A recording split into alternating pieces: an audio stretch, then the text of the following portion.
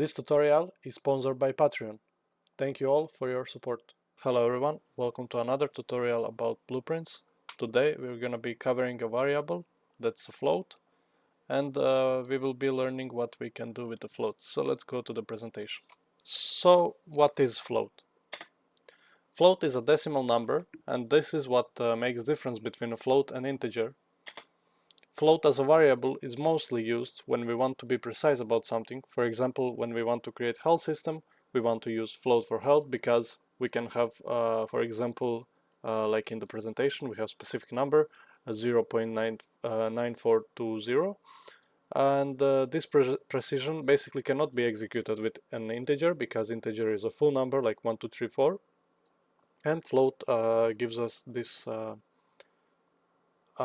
function to go and be extra precise with our number, so decimal. So that's it with our presentation. Let's go back to the blueprints. Hello everyone. So now we're gonna test our floats. Here, for example, we're gonna print float that we get results from these nodes. So let's go and start by the easiest. We have a plus, divide, and minus. So I prepared float apples here. So let's get apples.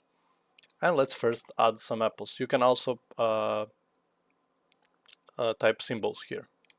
But for example, I'm gonna type add. And now here we can type how much apples we want to be adding. So let's say I want to add 2 apples. I'm gonna print string here.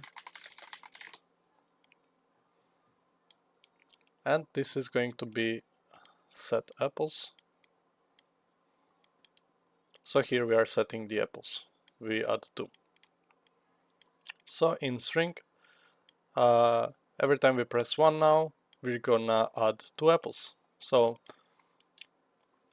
first, okay, that's my bad. First, okay, let's see, okay, like this. If we press 1 now, we're gonna have 2 apples. So 2, 4, 6, 8, and every time we press 1, we add 2 apples. So that's how you add a float. Very simple. Yeah, just adding a float. Also, we can subtract or press minus or type subtract. And let's say I want to remove 2 apples every time I press 1. And let's say by default I have 4 apples. So now if I press 1, I'm gonna have 2 apples left because I have 4. So 2, 0, minus 2, minus 6. And it goes into negative. And there is a node to stop number from going negative, but we're gonna cover it in a second. First we need to cover divide. So we have divide as well. So for example, we can divide this with 100, and if we have 4 apples,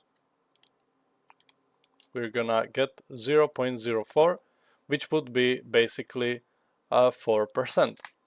If I had 40 apples, I would get 0.4, which would be 40%. So we can get the percentages here, and this is extremely useful for progress bars in Unreal Engine. So yeah, you can divide to float. Okay, so now that we covered those simple nodes, let's cover a little bit more, let's say, advanced nodes. So here we have random floating range. We're gonna connect the apples here, so it's gonna set our apples. Also, it's gonna print it.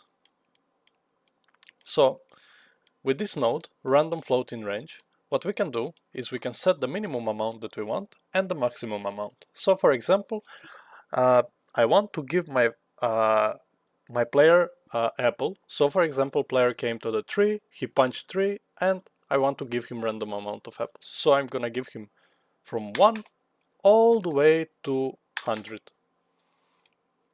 And because it's float, it will give us the decimal numbers. So from 1 to 100, it's gonna give us some random number every time we press. So as you can see, we're getting really random numbers.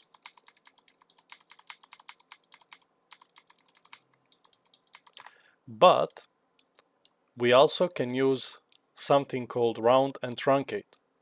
For example, I will show you round. if I connect this here, I can actually return it to my apples. And now I'm gonna get the full numbers. Look this.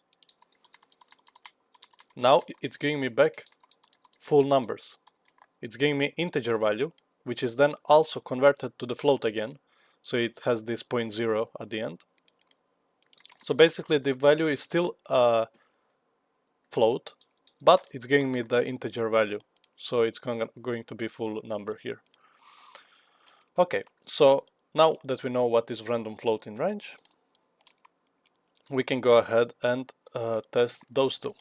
So these two are very simple, and there is a small difference between those. So I'm gonna name this 1.6.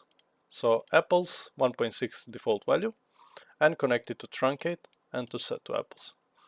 So if I have 1.6 and I connect it to truncate, I'm gonna get 1, because truncate, we can read it here, rounds 8 over 0, truncating the fractional part. So minus 1.6 becomes minus 1 and 1.6 becomes 1. So basically what it does, it takes the value and gets the lower number. So 1.6 becomes 1 and minus 1.6 becomes minus 1, which is different than the round. And round does the same thing but the opposite. So the round will give us the bigger number. So if it's minus 1.6, it's gonna give me minus 2. If it's 1.6, it's gonna give me 2. So let's test this. With truncate, it's gonna give us the 1, as you can see. And with round, if we delete truncate, it's gonna give us 2, as you can see. So very easy nodes. Okay, so we got that covered. Now we have a clamp. I hope you understand everything that I'm saying. If you don't, you can just type in comment and I'm gonna try to explain you more. So we can clamp the value that we want here, so we can get our minimum value that we want and the maximum. So for example, minimum is 1 apple and the maximum is going to be 100 apples. Let's say minimum is 0 apples actually. So value is going to be something that comes from here after the calculations. So for example, if I have 1.6 apple, let's set that I have 2 apples, and I want to minus it, subtract it, and I want to type minus 5. So I want to minus 5 apples. So if I didn't have this clamp, and if I connected this to the apples, I would get a result minus 3, because 2 minus 5 is minus 3. So because I clamped, I can only get 0 and nothing below it, and you will see now I'm getting 0. If I, in this case, remove the clamp, I'm gonna get minus 3, and so on, so on. So we want to clamp something when we want to control the value. So for example, let's say these apples are not apples anymore and it's a health. I want to clamp my player's health to 0, so it doesn't go minus 200, minus I don't know, you know. So then I can use branch here. This is just pure example, and I can check if the health is equal to 0. So if this health is going to be equal to 0, so I don't have to make this node. I can make less or equal. I don't have to do this because I'm clamping it to 0. So if this is true, if the health is that, then we are gonna print string here that we have and type that. So player dies. So this is very good example. So by default, player has 100 health, and let's say he got headshotted. So he took 105 damage. This clamp is gonna set it to be 0. And now when we check if it's equal to 0, we're gonna get that. So let's go and do it. Press 1, we get that, because we clamped to 0. And if we didn't clamp to 0, let me show you this as well, we wouldn't get this, because we would get another print string. Let's say health is not equal to 0.